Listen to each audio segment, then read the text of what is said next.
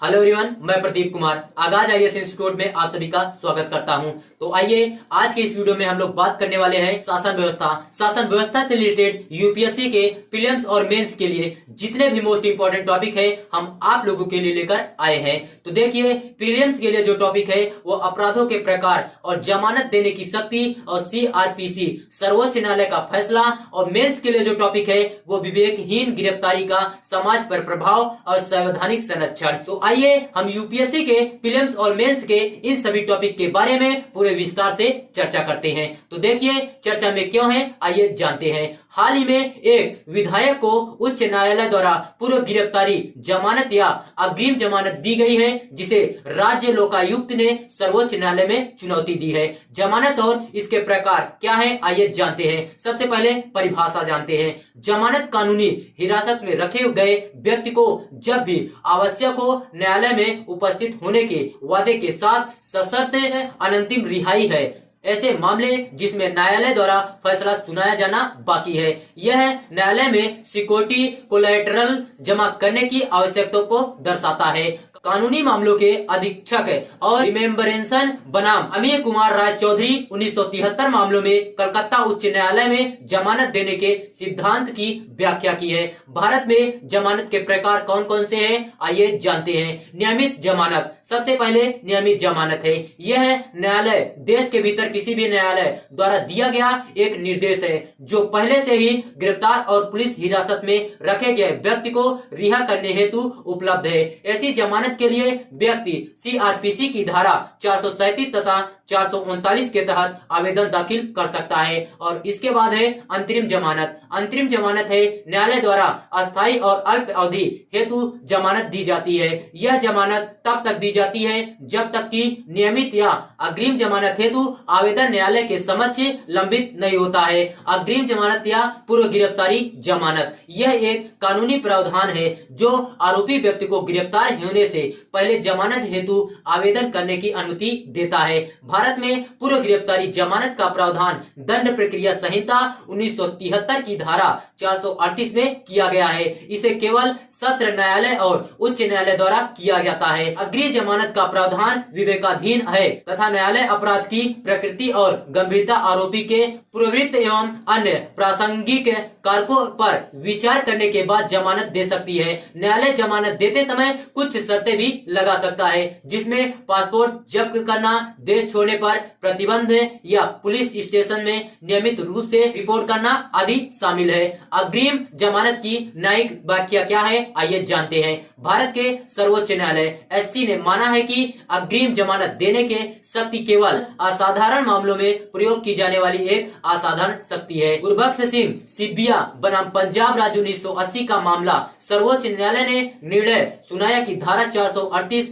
एक की व्याख्या संविधान के अनुच्छेद 21 जीवन और व्यक्तिगत स्वतंत्रता की सुरक्षा के आलोक में की जानी चाहिए। किसी व्यक्ति के अधिकार के रूप में अग्रिम जमानत हेतु समय सीमा नहीं होती है। न्यायालय मामलों के आधार पर उचित प्रतिबंध लगा सकता है। सलाउद्दीन अब्दुल समद शेख बनाम महाराष्ट्र राज्य 1985 मामला, सर्वोच्च न्यायालय ने अपने पहले के निर्णय को खारिज कर दिया और कहा कि अग्रिम जमानत की एक समय सीमा होनी चाहिए। एस महात्रे बनाम महाराष्ट्र राज्य और अन्य 2010 मामला, सर्वोच्च न्यायालय ने कहा कि अग्रिम जमानत देने वाले आदेश की अवधि को कम नहीं किया जा सकता है। सुशीला अग्रवाल और अन्य बनाम राज्य राष्ट्रीय राजधानी क्षेत्र दिल्ली 2020, न्यायालय ने माना कि अग्रिम जमानत एक सामान्य नियम के रूप में एक निश्चित अवधि तक सीमित नहीं होगी।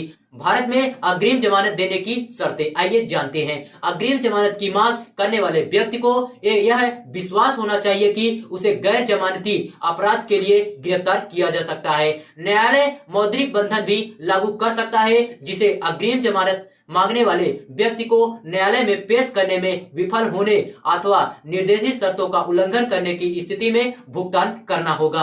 अग्रिम जमानत की मांग करने वाले व्यक्ति को आवश्यकता पड़ने पर जांच गिरफ्तारी के समक्ष पूछताछ के लिए उपलब्ध रहना होगा। अदालत सीमित अवधि के लिए अग्रिम जमानत दे सकती है और इस अवधि के समाप्त होने पर उक्त व्यक्ति को आत्मसमर्पण करना होगा। यह ध्यान देना आवश्यक है कि अग्रिम जमानत देना न्यायालय के विवेक पर निर्भर है और यह पूर्ण अधिकार नहीं है। न्यायालय यह तय करने से पहले ही अग्रिम जमानत दी जाए अथवा नहीं। विभिन्न कारकों जैसे कि अपराध की प्रकृति और गंभीरता अग्रिम जमानत मांगने वाले व्यक्ति के पूर्ववित्त व्यक्ति के फरार होने या सबूतों के साथ छेड़छाड़ करने की संभावना पर विचार करेगा।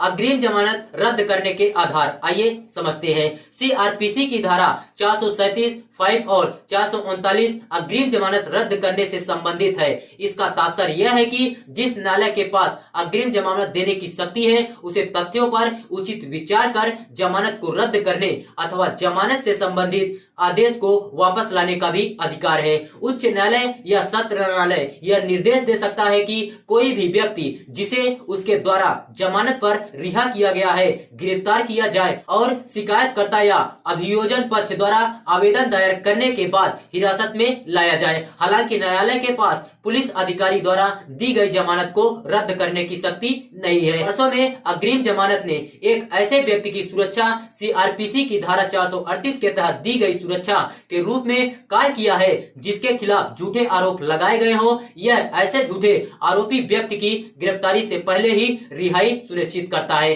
निष्कर्ष क्या है आइए हम लोग समझते हैं। गिरफ्तारी से पहले जमानत एक महत्वपूर्ण कानूनी प्रावधान है जो भारत में व्यक्तियों के मौलिक अधिकारों की रक्षा करता है। यह प्रावधान आरोपी व्यक्ति को गैर जमानती अपराध के लिए गिरफ्तार होने से पहले जमानत हेतु आवेदन करने की अनुमति देता है। न्यायालय अपराध की प्रकृति और गंभीरता, आरोपी की पृष्ठभूमि तथा अन्य प्रासंगिक कारकों पर विचार करने के बाद जमानत दे सकता है। भारत के सर्वोच्च न्यायालय ने अग्रिम जमानत देने के लिए दिशा निर्देश निर्धारित किए हैं जिसके लिए न्यायालय को जमानत देते समय विभिन्न कारकों पर विचार करने की आवश्यकता होती है। तो देखिए, अगर आप लोगों को इसका पीडीएफ चाहिए तो इसका पीडीएफ टेलीग्राम चैनल पर मिल जाएगा। टेलीग्राम चैनल का नाम है आगाज आईएएस इंस्टीट्यूट और टेलीग्राम चैनल का लिंक हमने डिस्क्रिप्शन में दे दिया है। आप वहां से जाकर टेलीग्राम चैनल को डायरेक्ट विजिट कर सकते हैं और पीडीएफ डाउनलोड कर सकते हैं।